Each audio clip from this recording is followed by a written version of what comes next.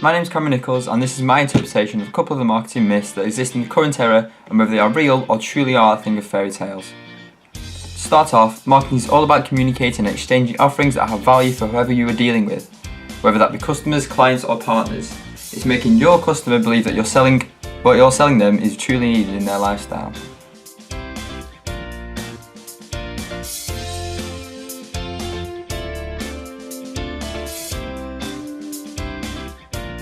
My first point is on whether the customer really is the king or queen.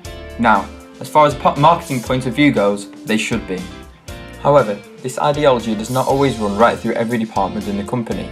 From a sales point of view, they'll just shove the product right in your face, so you're blind to everything else and make you feel as if you have no choice but to buy the product, taking no consideration whether the customer actually needs that product. This is when a company must decide whether it's going to take a market orientation or a sales orientation. If you take the marketing approach, then the customer truly is king or queen, because you will design your product based on your market research that you'll carry out. This way you know that the customer actually wants a product that is not currently there. Therefore, you'll be filling a gap in the market and you'll be able to successfully fill it without spending millions on promotion. A brilliant example of marketing is when Kia, the Korean car manufacturer, took out market research on why they weren't selling any cars. They came back with the conclusion that consumers were too scared to buy their cars because they thought they would break down. So what they did was simply introduce a 7-year warranty on all of their models. They created a large TV ad campaign to make everybody aware that the warranty existed, and then suddenly sales rapidly increased. On the other hand, if you decide to take the sales approach of we sell what we produce, then the customer certainly is not king or queen. They'll simply be drawn in by your advertising, blindly buying the product because you have been persuaded into spending your cash into something that's usually more expensive. Take Apple for example. They have just released the iPhone 6s. Prices start at £539 and that's just for the phone alone. So the cost of the network, data, messages etc. will all be put on top of that. They most definitely do not put their customer on a throne. They like to put their cutting edge technology at the forefront of their campaign, whereas all they've kind of done is really nick ideas from other companies and simply add to or improve it. This is why Samsung and Apple are literally suing each other like it's going out of fashion, accusing one another of stealing each other's ideas. So, in conclusion to this myth, we come back to the simple phrase of, it depends. It depends on the type of orientation that the organisation takes that decides whether the customer is king or queen. Either way can be successful, but in my opinion it's a lot easier to be right if you do the research into what the customer wants by getting to know them, therefore developing a close relationship with each of your customers so the market will know what they want. So, now I've told you about the first marketing myth. Being the student that I am, I'm actually now off out into town, so I'm now going to carry on the second marketing myth whilst I'm out in town. See you there.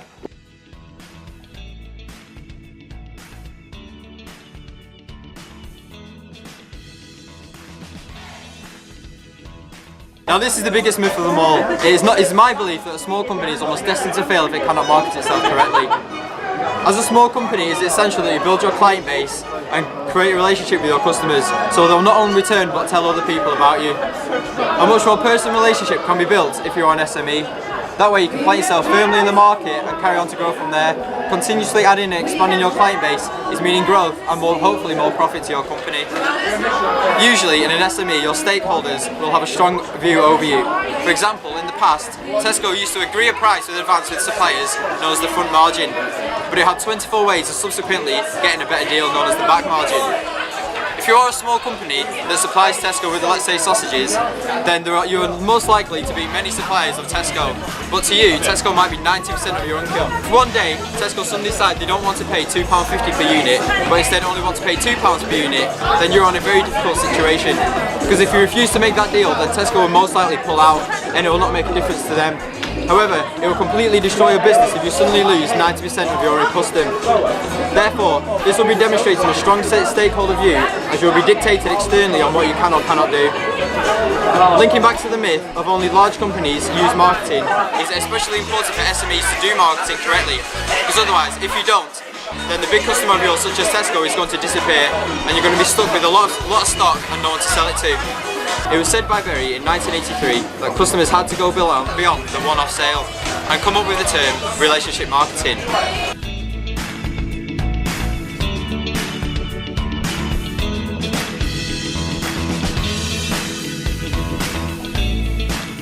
SMEs, this is most relevant because their customers are classed as high-value customers and therefore are determined to develop a close relationship with their clients in order to retain their custom.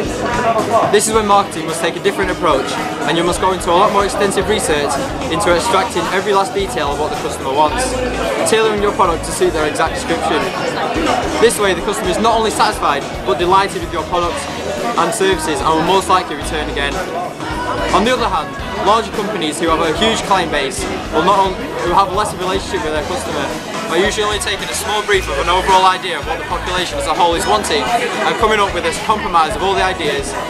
It therefore doesn't suit everyone's precise needs, but because the product is most likely being mass produced, but it's enough for it to sell. This is less likely to guarantee a return sale from that particular customer, but because you have a large client base, it is less likely to affect you badly.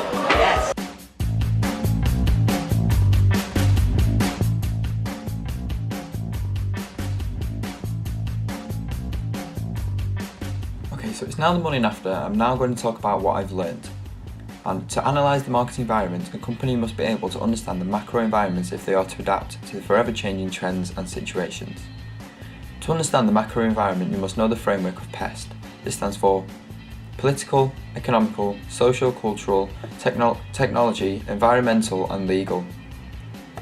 Political can come under three categories: local, national and international. These three levels will cover issues like tax, trade restrictions, tariffs and environmental regulations. When it comes to power over companies, it is surprisingly the local government that usually has the last word. If a company is wanted to expand, they must first be granted planning permission, and any company who decides not to agree with that is likely to be jailed by the local government and not by the national government. By economics, it is referring to the growth, decline, interest rates, wages, working hours and exchange rates. All these, if not addressed correctly, will scare consumers from making purchases and spending their money. As a result, the credit crunch affected Britain and USA really badly in 2008 and 2009. Socio-cultural entails the cultural norms and expectations of a society, age distribution and population sizes including growth rate, life cycle.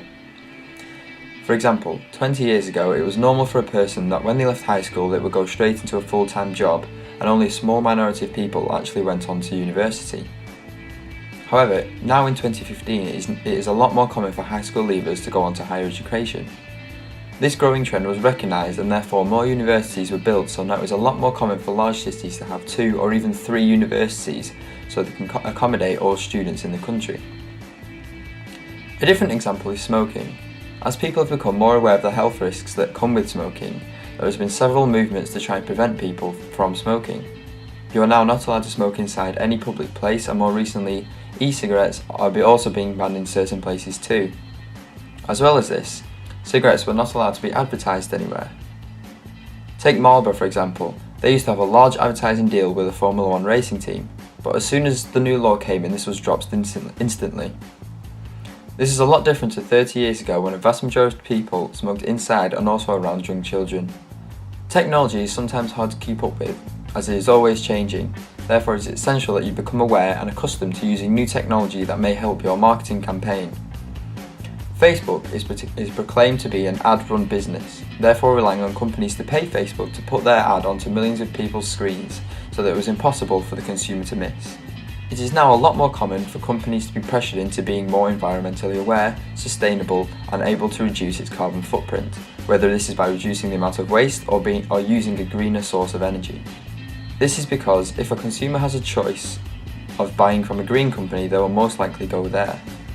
From a marketing point of view, this can be used to your advantage. If you market yourself correctly, you can advertise yourself in local newspapers, radio and TV to make sure people know that your company cares. Legal concerns need to be seriously appreciated because they can massively affect your decisions in the present and in the future on things like taxation, resources and pricing. For example, the competition law was introduced to promote or maintain competition amongst companies. It is also to stop any dominating market shareholder abusing his position where it can ignore its customers. Okay, so that's it, my vlog on my interpretation of the marketing myths and what I have learnt. Thanks for watching.